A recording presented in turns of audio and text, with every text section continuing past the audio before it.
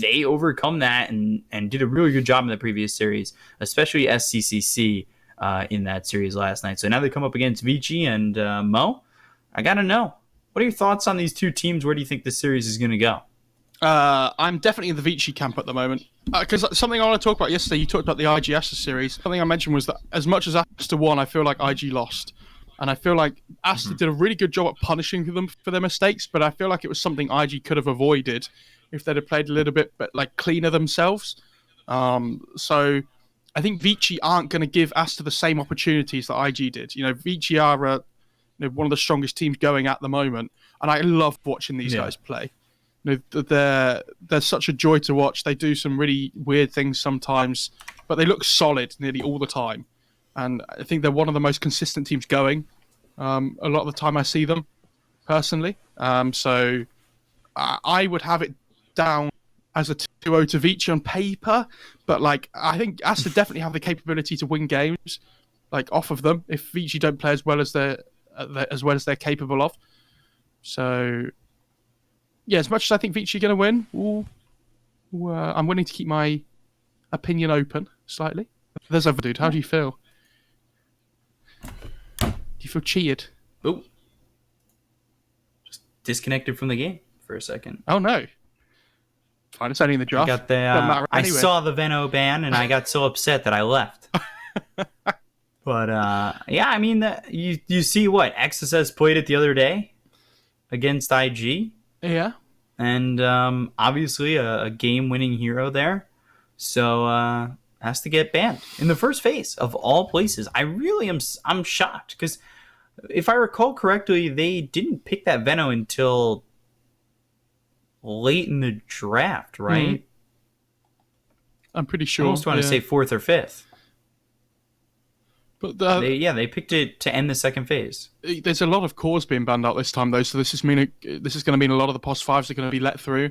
So things like Keeper of the Light I'm still looking at as something that has been banned out a lot, but we haven't actually seen a huge amount of play from because it's been either banned out or ignored so much of the time. So, this Oracle, Shadow Demon, other like Grimstroke, Lich. Never mind.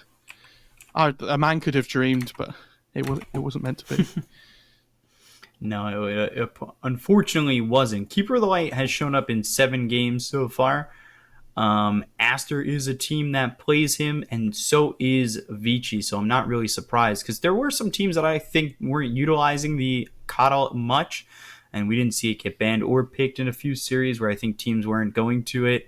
But yeah, it does get banned. And then we see the Oracle. But the Death Prophet's already gone. We'll see what this Oracle ends up getting paired with and what the double pick is for Team Aster. They go to the Mars, and now they pick up the Silencer, which the Silencer we saw last night, didn't we?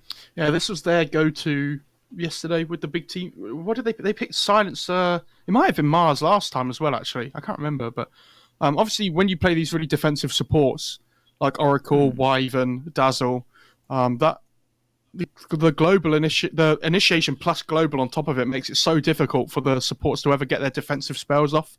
So I actually like this pick a lot. I think it's really good. And I am surprised Vici first picked Oracle, considering that Aster have experimented with this Silencer. I feel like it's a pretty hard counter. Obviously you have the outplay potential on the Oracle where you can channel the Fortune's End on yourself. Is it Fortune's End? I can't even remember.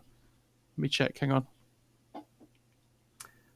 Yeah, the Fortune's End. You channel it on yourself so that you can purge off the global. But, in practice, that's such a difficult thing to do because if Mars just blinks in on top of you and they pop global at the same time, you're not going to be ready to be channeling Fortune's End on yourself.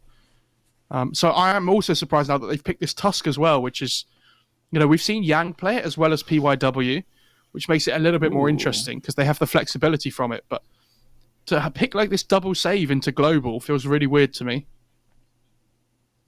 Obviously, Tusk has aggressive potential as well, but I feel like the snowball save is such a big part of his kit on that support role. I would love to see him potentially be in the 3. Like you said, Yang had played it. We just saw FY play it and played it well. So I'm excited to see this Tusk in the 3 or the 4 position, but like you said, against the Silencer, it might be a little bit tough to execute on. Although that is if the silencer kind of has a good start. I've seen silencers, go slow to that 6 because they just don't get involved that much and they just can't find anything, or they get killed a lot in the early game because I feel like sometimes they're super susceptible to early movements. So we'll see. Right now it's Mars silencer, so that's looking like the 3-5 for Aster, but if the draft goes differently, it could end up being like a 2, right? I mean, it could. They have some flexibility with the pick, but I would imagine after seeing them play it yesterday that this is their like go-to for Bobica at the moment. But because different teams like value different position 5 heroes, right? Like we've seen some teams really like the Grimstroke, some teams really like the Lich, for example, as well. And it feels like Silencers, they're like their go-to 5. I like the Ember though. I feel like if they didn't pick it on Aster, then Vici probably would have considered picking it up for themselves. So Ember, Silencer, Mars, and could go Searing Chains into a Spear. Eventually, Mars will have that Blink. We've seen XSS play this Mars, and he's played it pretty well. The question is, does this become a Schwann Ember or an SCCC Ember? I think both of them have played it throughout this event. I think we saw SCCC play it yesterday, right, with the like Radiance, Shiva's Aghanim's build, which was pretty cool. Yeah, I think Vici need to play around this global timing though. Like they need to pick heroes that can constantly fight at all points in the game, which Monkey King's a really good example of. Because like whenever global's down, they look really good on Vici. But it's this support duo pick doesn't sit right with me still from Vici. So they need strong cores that can fight all the time to make up for that, I think. So that even if they do lose a fight, they just go again. And when global's down, they look a lot stronger. Aster, they need what I assume should be a +4 here. They've gone for something like the Rubik in the past as well. I mean, it's one of Fade's favourites. Both these teams actually have really good Rubik players, to be fair. Yeah.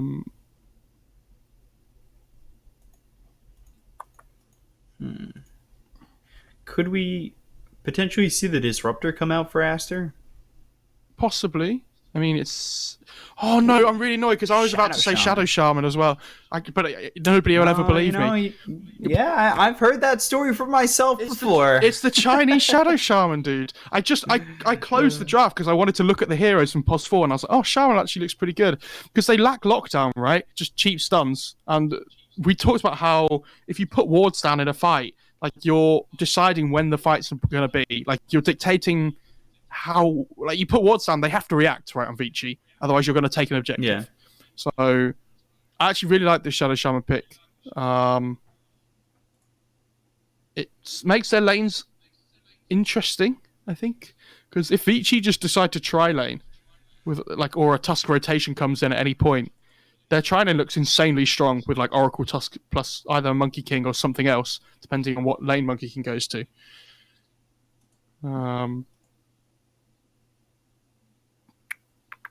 Unsure about this pick though. This is a tough one. So you would imagine they pick their offlaner here, right? And it's something that has to lane with Tusk. I wouldn't mind like a Nature's Prophet or something here. I think it's like some BKB carrier. Are they better off keeping the Tusk in the 4? Like, what if they did switch to the 3? Never mind. Don't even answer that question and waste your breath. Underlord comes in for Vici. That'll be there for Yang. I kind of like Underlord and Tusk together, but... Yeah, they're okay. We'll see. And again, it's a hero that if they do decide to try lane with the Tusk, the Underlord can be left by itself because, you can just go and skip waves if you want. And what's the Silencer going to do? It doesn't really matter. You can just TP away at all points in that lane anyway on the Underlord. The only thing I worry about Aster's lineup at the moment is that they don't do a huge amount of damage. Like, they're very reliant on pressing R to deal with their damage at the moment. Like, Arena, they need to get global off wards are really important for them as well. So I think something like a TA might be really nice for them. It doesn't lane up well against Monkey King, though, but that like kind of hero, right? Where... Especially early, it can do something where it's got that Desolator, maybe goes into the blink quickly enough. I think something like Ursa might be good as well for them on Aster.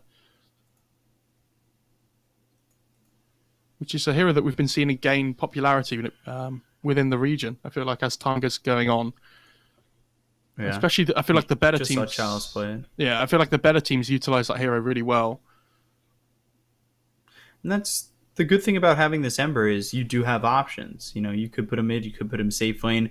Both Schwan and SCCC do play this Ember. So the question becomes, you know, who do they want on it? What matchup do they want? Where do they want to go with this? As they do have the final pick of the draft. So they'll see what they're up against, and it definitely feels nice to have that flexibility with the Ember coming into that last pick. Something like Void Spirit still in the pool as well for Vici if they want to go for it, if they feel like they need a little bit of magic damage. But I would be very surprised if it's not Monkey King mid, I think.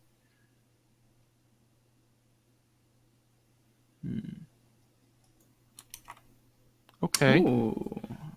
So Eurus Morphling. It's not an amazing Morphling game. It's really good against Ember, and like it's something they're comfortable on. But at all points in the game, they have global, and they also have Hex and Shackles on Shaman. And we've talked about how when global gets popped, it's going to be really difficult for these Vici supports to get their saves off. I think it's a really ballsy last pick. Like it could work, but it's not like a free Morphling game where last pick you go, oh my god, like Morphling's won the game. They have ways of playing around it, but again, it goes back to the thing that they don't have a huge amount of damage. So even if they catch Morphling at the moment, I struggle to see how they like definitively finish him off every single time. As long as he's not like sitting on full agi the whole game. Taking a look as Eurus has played this Morphling once this event. He went 12-1-9. That was with PYW on a 4-position Ember. That was with the off-lane Tusk, mid, OD, and DY on the Coddle. So a bit of a similar lineup. I called the They TA get the though. Yang Underlord. Dude, Yeah. this is it. Damn. I didn't even think it was that good of a pick, but they decide that it fits the tempo of the way they want to play the game. Like this mid game, we're going to put Shaman wards down and just push buildings. It's a good Roche taker as well, which I think is really important here. Like if you want to be able to play the game, getting the first stage is just so important for your lineup. And TA definitely does that better than maybe better than every single core hero, to be honest, apart from possibly Ursa. I just worry that TA's lane against Monkey King might be really hard. It ends up being Ori on the Monkey King, PYW on the Tusk, DY on the Oracle, and that prediction for Schwan on the Templar Assassin, as smooth as what your computer would be if you had yourself an AMD processor. So Mo with the AMD prediction right there. Am I doing this right? Yeah, you're doing a good job, man. Well done. Proud of you. That sounds so half-hearted. Half-hearted. I hope Ori starts Orb of Venom on this Monkey King, by the way, against the TA. I'd like to see that. Do you think Aster try to lane up a little bit differently, or are they going to go standard lanes? I think it's going to be pretty standard from everybody, to be honest. The only thing that might happen is that Tusk starts with the Morphling and the Oracle. But even then, I think he's probably just going to skip waves for the Underlord. And like just pull it round to try and mess with the creep equilibrium. But yeah, I like Vici's draft, but I think if Aster get a good start to this game, they could just snowball out of control really quickly. Like especially with this TA shadow, like the timing they come online together. We've seen, I'm pretty sure it was James for CDEC, right, that had that really good Shadow Shaman game. He like absolutely destroyed people. And Chinese Shadow Shaman, dude. You got to be afraid of that. That was the only time Shadow Shaman's been picked in this event, other than this, I believe. He was the only one who's played Shadow Shaman up to this point. If I really, it's only been correctly. one game, or is he just the one player that's done it? Or maybe I had it. No, okay, it was. Yeah, it was just him, and he destroyed. Okay. It was against eHome, and it ended in 27 minutes. They had James go 9, 3, and 23. He was insane. That was the game where he got a really quick Aether Lens, though, and like just snowballed out of control.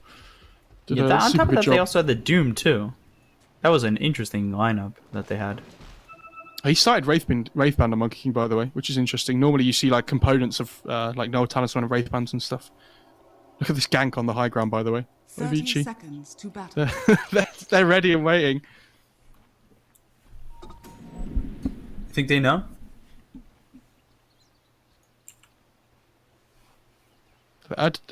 I'm not sure. That's a difficult one to call, and I do like that PYW is starting down here, though.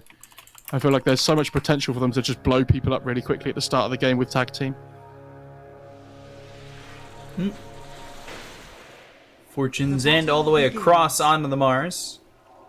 It secures the boundary. Yeah, they're going to be able to get 3 for themselves here. Because they didn't show their supports the whole time.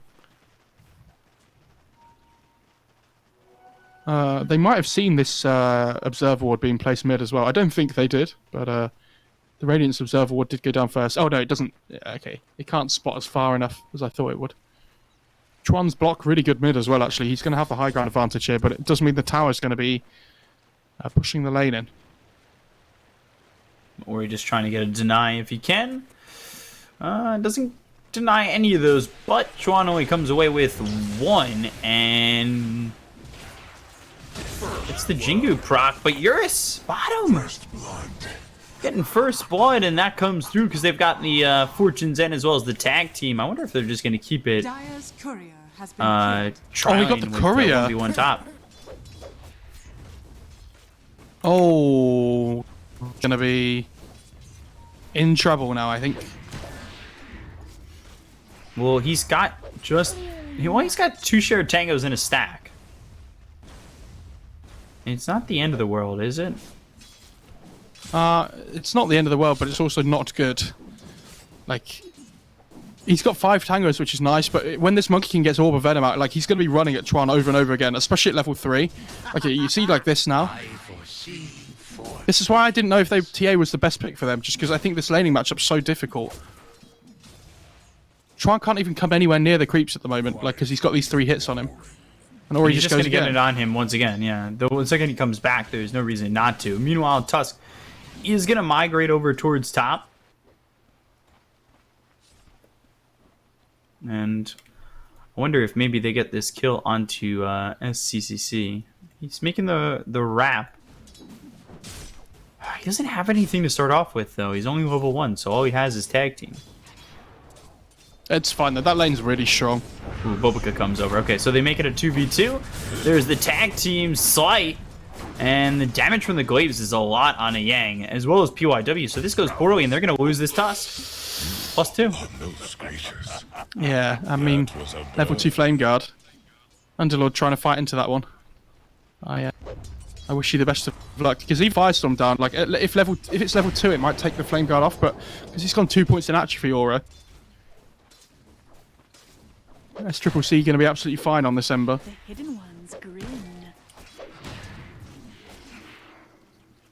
And now here's the Orb of Venom on the Monkey King as well.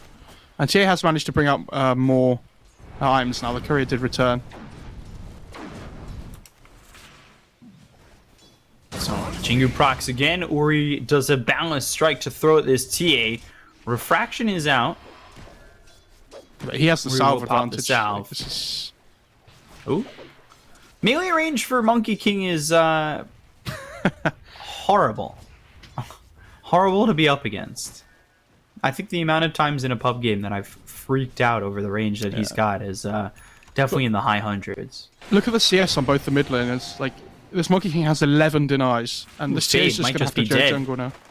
Ooh, has that stick though.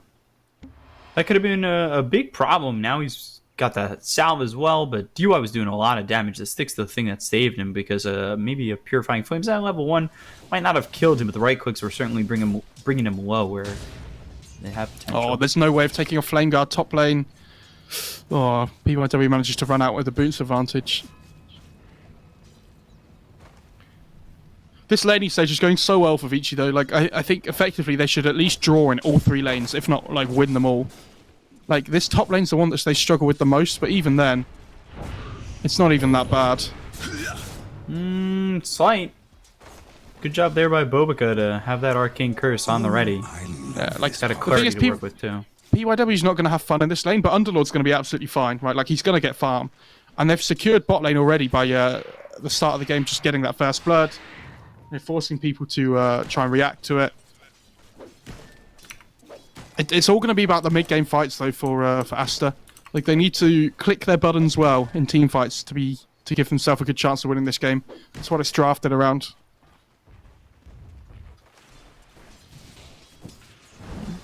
XSS.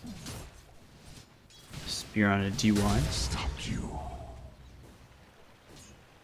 This So monkey one has K so net many worth lead. denies. And he's going to look with the Fortune's End once again. I mean, constantly throwing it out, and XSS takes the courier. Spear's not going to land on the Eurus. The damage is heavy with the adaptive strike, but not enough to finish off this Mars. Radiant's top tower is under attack. Yeah, Shadow Shaman tried to rotate to get the bounty runes as well, which is why they went on the Mars then. They understood that with the without the help of the Shadow Shaman, XSS within a bit of an issue.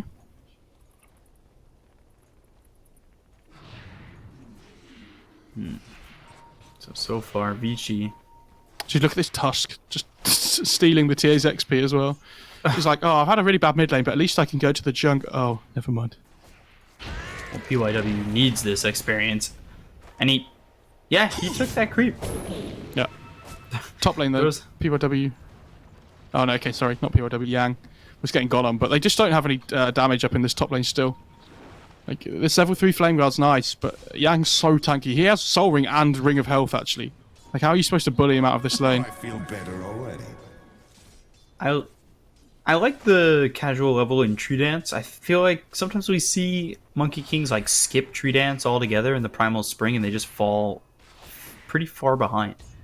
Yeah, the standard one is to either go 2-1-2 or go like 2-0-3 and then get the point in Tree Dance at 6. Because your ults, you don't use your ult at level 6, right? It just doesn't happen. And Fade's in trouble here on the Shadow Shaman. Good shards. And we'll pop the Jingu as he gets this kill onto the Shadow Shaman. Ori, good rotation, and you know that's what you're seeing with the Tree Dance as well as the Primal Spring.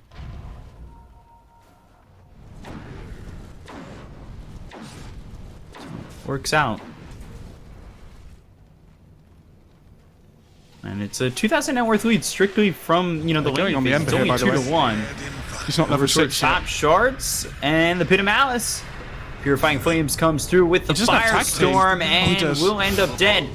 But they've got the Shackle under the tier 1 tower, so PYW will trade 2 intelligence for the kill. Really good rotations by Vici. Ember's, look at how close Ember is to level 6. Oh, Ori as well. Whoa, Ori took a boatload of damage right there. Yeah, I'm assuming he managed to get the refraction off on the Boundless Strike, which is why TA managed to turn it around. But so yeah, Ember does hit this level 6 now, so he's a lot safer in this lane.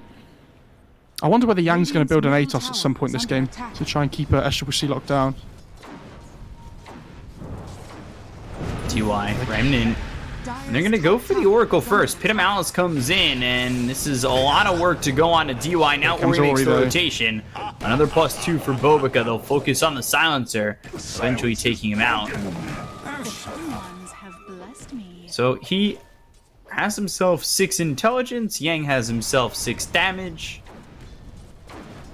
And the scaling continues. Yeah, Bobica won't mind that at all, though. The fact that, you know, he gets in for that kill as well, so it's whatever. You got a Monkey King rotation. So TA is able to freely farm duration while Monkey King's away. And Chuan's actually done a really good job to recover here, considering the start to his lane. I'm just worried for them that this Morphling isn't being touched at all. Like, Eurus is having a completely free game so far. And we've seen some really good performances so far on Morphling by Emo this tournament, but I feel like, you know, Eurus also a really strong Morphling player. They're trying to get a spear onto him here, but Eurus just pushing the lane in. XSS sitting level 6, has that arena available to him. Sitting top of the net worth, though, is Eurus by quite a margin. You know, you've got this Ember of SCCC down 1,000 net worth to the Morphling. Morphling is ahead by so much. Wow. But nobody's contested him in lane, right? like at all. It's not like top lane where SCCC, or who's kind of getting run at, by the way, over and over again. Is under attack. Fade.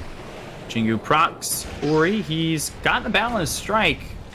But I'd rather stand in the Firestorm, and eventually the Purifying Flames comes in, so add another 3 damage onto that one, and the Underlord's got 9. Or he's like, oh, I can't wait for the shackles to end so I can get the last hit on the kill. DY? Hello? Why are you stealing my kill? Oh, Royal Jelly. Feels good. And he's going to give the other one to the Morphling, yeah. That global usage just feels fantastic if you're the person who didn't find it and you get it. But, like, why did they buff it? I don't understand. I feel like it didn't need to. No, it certainly didn't need a buff. They're going to try and go on Ember here. He doesn't have a safety Remnant back out. So if they can start charging at the Fortune's End while just before they use the stun, yeah. Ooh, good balance, Remnant, but Ori can't catch him. And they're going to be able to steal a couple of the creeps as well. SCCC feels so bad this game because he's getting run at constantly, and he's like, guys, like, what are you doing with the space here? Like, nobody's making plays on the map. We need to be running at this Morphling bot lane is probably what he's saying, so that if I'm getting pressured, at least the Morphling is as well. But like, Eurus feels so fine down here at the moment, and you're probably going to see more rotations down here by Aster really soon.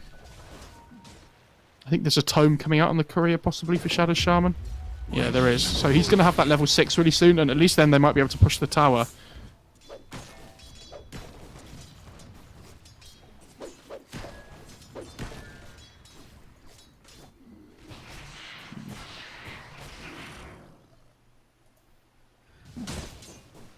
Ori's sitting level 8. He's having a good time so far. 2-0-1. Lincoln's first for the Morphling. How do you feel about the Lincolns? I know last time we saw the Morphling, you weren't too happy about the Lincolns, but this time, do you think it's worth it? Yeah, I think it's fine this game. Like, he's playing against Shadow Shaman, which is his main threat. He still has to be wary about global, and like the whole team does really, because the Oracle and Tusk can't save him either, like we talked about. But at some point in this game, he might even go for its second item. He's going to get a BKB. Middle tower is under attack. I don't really understand why Aster haven't played around this bot lane more to try and kill the Morphling. Like, they can't help top lane. Ooh, the root actually comes tanky. in. Oh. Snowball drags him, actually hits him. But Ori's dead over mid, so they commit the Serpent Wards for that kill. Which means a lot of the pushing is kind of out of the hands of Aster, although they will rotate DY to try and defend this mid-tier 1. As XSS shows up, gets an arena down, and nice edict, though. DY's gonna survive. There's the Fortune's End, and Eurus makes the rotation. He's got the waveform to catch up to XSS. God's Rebuke as well as the Trap will slow him down, but the Adaptive Strike with the Purifying Flames, XSS will start Monkey to King's heal. keeping in. Spear? Ooh, latches, but Balance Strike comes through, and Ori with one more shot will take XSS's life. Yeah, well played by Aster, though. I mean, they get the Monkey King kill in the first place, which is really good, but they did drop the wards. So, we talked about how Shaman, you can dictate where the fights are going to happen. Unfortunately, you tend to try and get those, like, +1. So you get the kill, and then you use the wards to transition it into a tower straight away afterwards, but you're not able to do that. And now Yang's just going to sit in the front line, hitting this mid-tier 1. And there's nothing that Aster can really do here. Bobigan's just going to give his life away. Dire's structures are fortified. Like, who deals with this Underlord at the moment? This is my issue with their damage problem. Like, he's got Vanguard and he's going to go Hood next on Yang. And if you look at Aster's lineup, it's like, well, good luck dealing with him. Dire's middle tower has fallen. Eurus almost has the Salty Orb. He's so farmed on Morphling.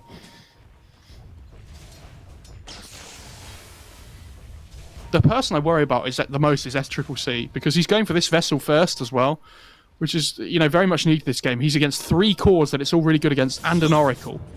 So you need this vessel more than anything at the moment. But oh, hello, Jesus! Walrus Punch comes in, and that almost killed the Ember. I'm the carry now. Seriously, but yeah, like, certainly feels so like he that. gets this vessel, but I'm gonna say that they don't really want to fight because they're so far behind at this point in time that, like, I think SCCC is really going to struggle to find these vessel charges. So he has this urn, but you see it's still sitting on 0. They're going to smoke up here and try and find a kill with the Serpent Wards, I think. But if this doesn't work, if this doesn't work and they don't find a kill, Ember's game is going to be really sad. Here's the Vessel coming out.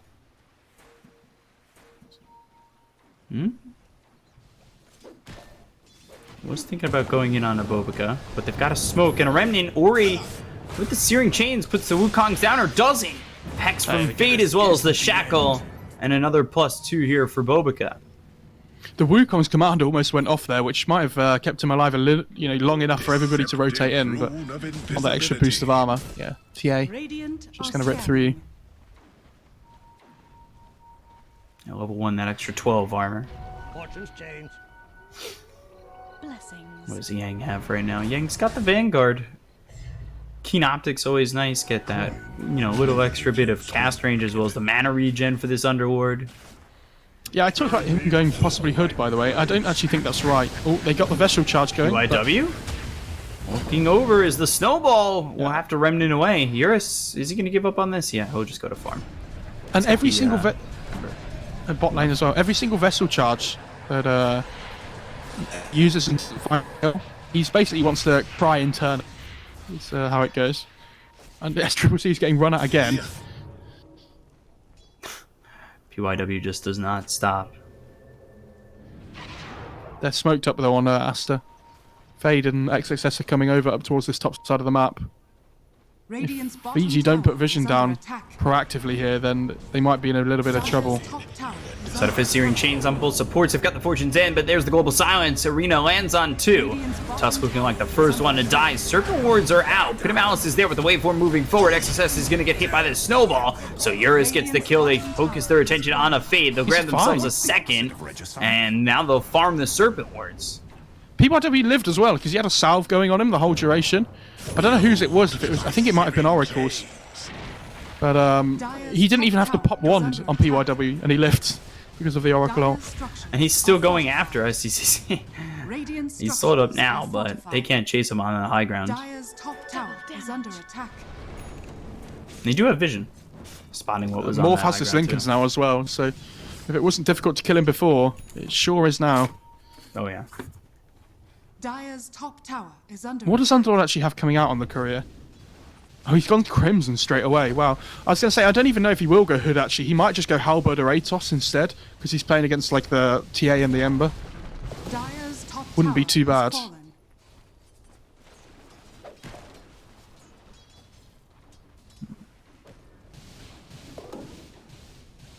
Him Claw, Clumsy Net, both picked up by the TA.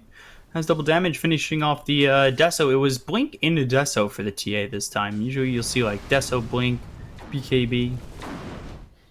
Yeah, the difference is you tend to go Blink first when you feel like you can play aggressive on the map, right? So if you look at their lineup, you're like, yeah, Blink first is really good because they can find these kills across the map and stuff. But considering how the start of the game went, I feel like going Blink was really silly. Try to kill this Tusk. They've got the Spirit Vessel as well as the Shackle and damage from the TA. So PYW gets caught by himself. 3 heroes around him to get the kill as smoke is used by Vici as they head towards top. They do have Yang continuing to push out there as he TP's bottom now. XSS, he'll be forward on the lane with 2 more heroes looking to join Eurus on this. Primal Spring looking for the TP. Shouldn't be a way that he gets this, and yeah, he morphs into the Mars, gets the spear on XSS, and will grab the kill. He's actually going Manta next, not BKB on Eurus as well. So being a tiny bit more greedy, potentially, but, still a good item.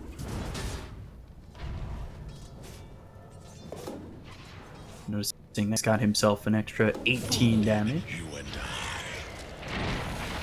he's kept this Growth bow for Atrophy the just Morphling. level 2. Yeah, that's what you tend to do. When it's a really good Pit of Malice game, you tend to go like 4-0-2 and then go back to maxing Pit, or like 3-0-2 and then max Pit. Just because when you play against Ember, this Pit of Malice is so valuable because of the root stopping him from jumping away to Remnants. If you're like absolutely owning on the Underlord and you're basically just slapping people, you can go 4-0-4, but the value points, like just early on, they don't scale that well on Atrophiora. Yeah. Like it's okay, but the Pit of Malice just allows you to team fight. And if you go 4-0-4, it takes you so long to get that max pit online. It's like the whole mid duration you just don't have any points for a good Would you rather lockdown. that extra point in Atrophy other than the... Hold on. Dark Rift over to the Outpost. And now they're going to go into the TA. They've got the Global Silence, but it's not going to help. They've already got the Walrus Punch. He goes into the meld, but they've got the damage to kill off Xuan. Serpent Ward and a Sentry down here for the Radiant as they were looking. But Here's Ori as comes well. in. Ori comes through. XSS in trouble as Fate just gets blown up. Yeah, like, I don't know. Aster are in this position where they all have to press R at exactly the same time, and everything has to go perfect. Like, they drop the Serpent Wards, the Arena, and the Global, and all they get is DY on the Oracle. And DY's like, okay, this is fine. And so, like, as soon as the Arena runs out and Global finishes, Vici are like, well, you can't fight us anymore because you have no capability. This is just going to be a free Roshan for the Morphling as well. Vici just in complete cruise control here, it feels like. Yeah, despite it only being a 4,000 net worth lead, it certainly felt a lot more one-sided than that. And Vici, especially coming out of that fight, looked really good. Bounty. It's just because of how quick their cores can play, though. Like, they're not reliant on landing spells, or the long cooldowns on their spells to be able to take fights. Like, they can constantly fight all the time. Whereas Aster kind of have to be together as, like, 5 to all use their spells perfectly. It's much harder for them to win the game. And I also think their lineup just doesn't do well from playing from behind on Aster. Oh, Bulbica. Use the Arcane Curse on the Ancients. Fortune's End comes in. Primal Spring down onto the Silencer to grab the kill. Ori with another now 6-2 and 5. DY's so good at taking kills, by the way. I know he's playing Oracle, but this guy doesn't care. He wants his items. Supports learn that, man. You know, supports learn when you get yelled at by carries so many times and these cores are just like, why aren't you doing enough for me? You start to do stuff for yourself. Like, take kills. They're TPing bot lane here, and Aster, I think, realize, and they just start running away. Dire's middle tower is under attack. They don't want anything to do with it.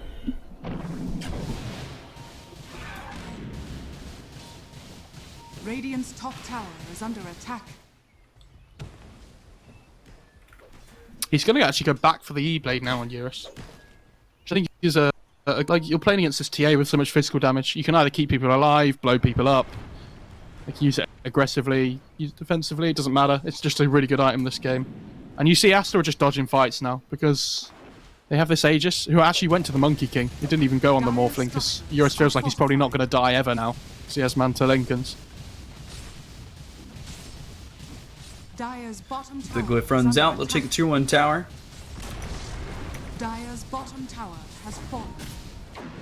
This Underlord's so tacky. He has Underlord, sorry, he has Crimson Mech and a Dragon Scale, so he's sitting at 27 armor, which is Radiant's almost as much as a Morphling. Dire's stuff. bottom tower is under attack. Radiant's top tower has fallen. And they're just going to go tier 1 to tier 2. Dire's Okay. bottom tower has fallen. And that's perfectly fine here from the side of Vici. Radiant's top tower is They're under very attack. happy with that. They're going to continue to just extend their lead, go towards that E-Blade on the Morphling. Eurus is continuing to sit top of the net worth by a huge margin.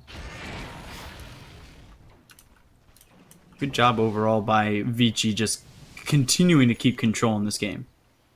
Yeah, and I'm wondering personally whether DY is going to be rushing Lotus first on this Oracle. Because it's a nice build-up, because you can get the Arcane Boots first and then disassemble.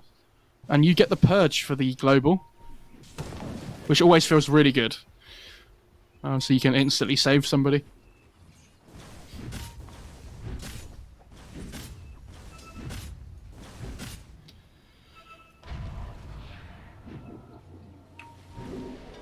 Dire's courier has been killed. Oh. Cheeky courier kill. Ooh, PYW almost cancelled the Ember's TP there. Blinking in just after the TP went off. Blink Halberd.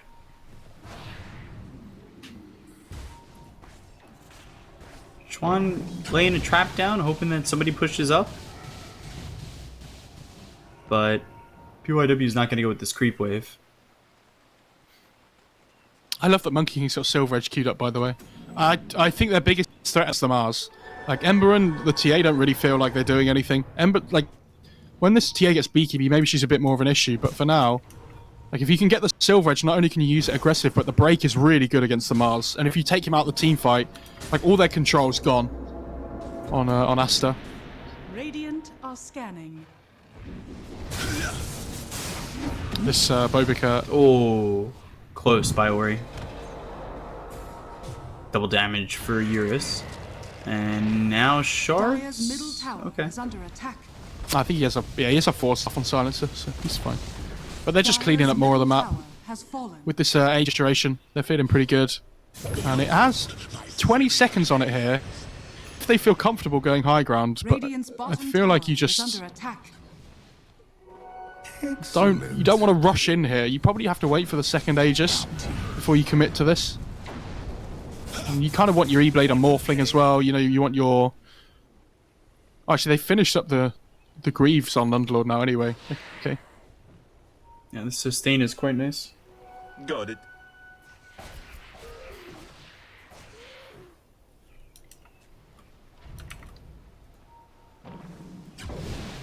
You're just gonna work on finishing off this Eagle song, just 200 gold away. And then he's right here by the secret shop, ready to go. Now, he doesn't push up on this lane either. And again, it's still Xuan and Fade who are sitting pretty close nearby, looking to lay down a trap, you know? I think they need to get a gem on this Radiant side as well. Need to try and just clear out the waves of these, so the lanes of the traps.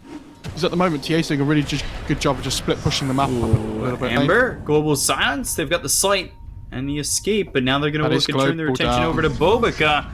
And Tree Dance, no that Primal force off. Spring, but Bobika, just okay. How did that Silencer 4-stuff not cut down the Monkey King's tree? That was really unfortunate. But yeah, with Global down now, Vici are actually going to feel really good about this, I think. Should be a lot easier to take the high ground this time. Yeah, I don't know if they're going to go high ground, but they're basically, for the next like 2 minutes, they're going to be in complete, they're not in complete control anyway, but they're going to be feeling really confident about being everywhere on the map now. Especially like whoever the Oracle sits behind. They're like never going to die, right? Yeah. They could even just go high ground here if they wanted. I wouldn't mind it too much, but it is risky. You're playing into like Serpent Wards, Arena, especially when there's a blink on the Mars. And those, the 3 and the 4 of Aster both do have TPs.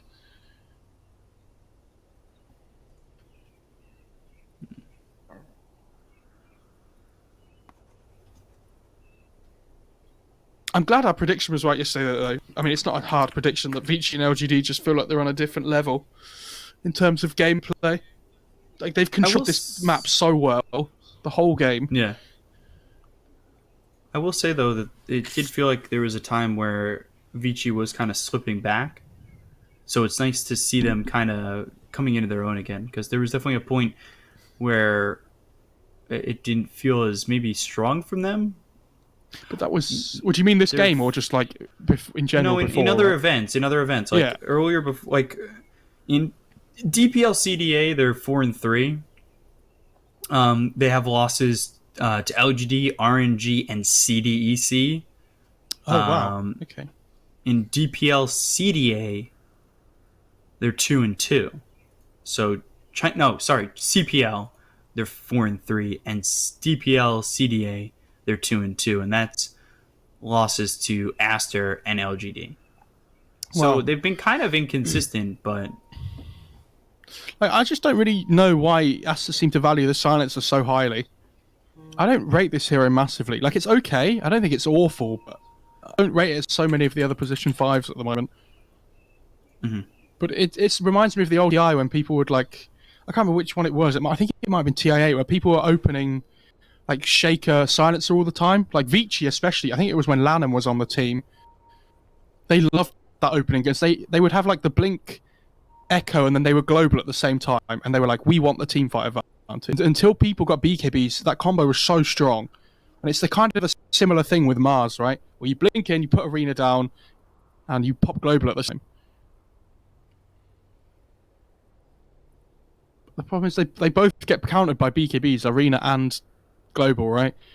So when the BKB timings come out on Vici, like, their lineup feels really lackluster.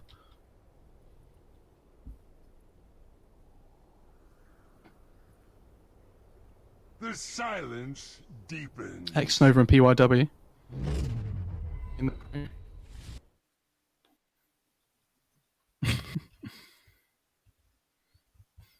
Back to asking chat questions. Let's go.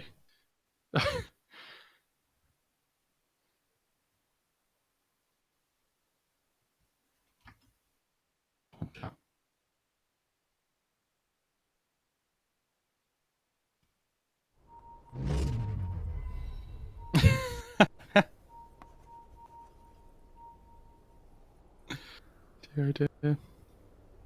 Come on, chat. Don't ask me about the speed of swallows or whatever it was that guy said before. That made me laugh. Sick question.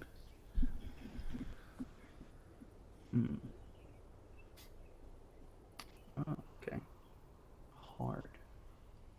Right. How long until... Okay, 2 minutes until minimum respawn time for Roche. So, Vici are going to have to decide if they want to wait to push high ground. They're going to have to be waiting a while to get that Aegis, I think, to like push it safely. Which is why they might decide to take a risk, but when they've been playing so consistent throughout the whole of this game and making sure they control the map, very patiently, very, just will out-farm them, eventually. Like, if you look at the net worth progression in this game, it's slowly going up the whole time. So I'd be very surprised if they didn't wait for that Roche before they went high ground. I think the way they've approached this game kind of suggests that. He's just a 30.4 health regen on Underlord, by the way. Doesn't even have the talent yet. Yeah, I mean, that's such a ridiculous amount of regen already going into the Heaven's Halberd. He's got the Crimson Guard as well as the Greaves. And, we'll see a smoke coming in from Aster. We'll see what they're able to accomplish with this smoke. And they have to... Are they going to wrap the way through to mid? Or are they just going to try and maybe go on a warding situation, take an outpost? I think they're just smoking from one side of the map to the other, because they see Morphling pushing this lane in, and they have the obs there as well. So they see that nobody's coming in, and so they know that Aster are all playing on the bottom half of the map, right? And that's kind of where they want to play. But if Vici just constantly shove these lanes in like this, so they can make plays in the base, like Aster have to be ready for this, and they're probably going to lose a set of racks now because they don't have global. They don't feel confident taking the fight. They're going to start TPing cores back, but I think their racks are already done.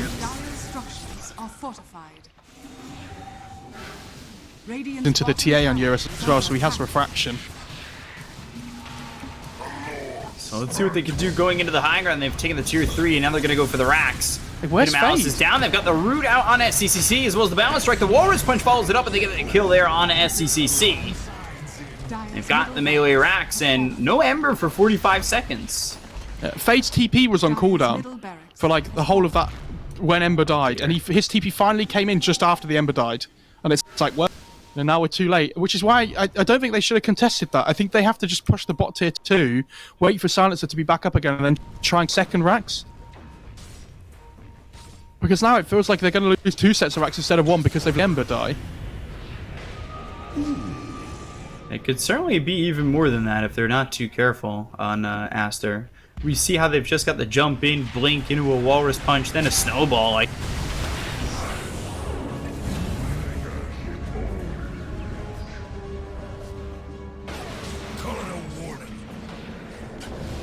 Yeah, they just call it.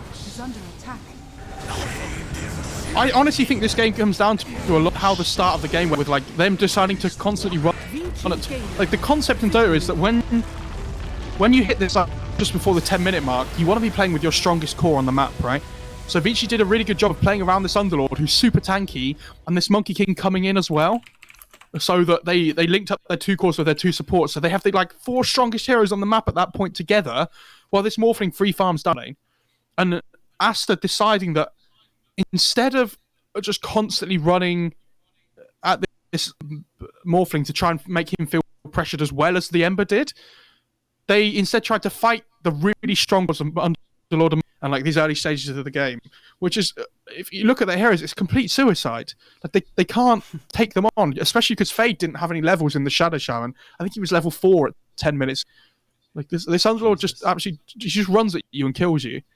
And so this Eurus just has a completely free time on the Morphling. Everybody else is controlling the rest of the map. You know, he's Lincoln's on Morphling, and all of a sudden they're 5 men, and they just go. And they just controlled the whole map. They didn't ever look back. And it was so difficult for Aster to ever make plays. Like, they tried. They dropped the arena, the wards, and the global at the same time, and they get an Oracle kill. And they're like, oh, now we just have to wait 2 minutes before we can do anything ever again. And this is why so many people are playing these cores at the moment that can constantly run at you and are strong at all points in the game, like Monkey King, like Underlord as well. You know, Bristle, Timber, Ember. But unfortunately, SCCC got run out so much early on that he didn't really have. So we'll see what Vici can do going into game 2 if they can finish this off 2-0. We'll be back in just a moment. I'm your caster B-Cop, joined here by Mo Farah. We'll be back. Stay right there.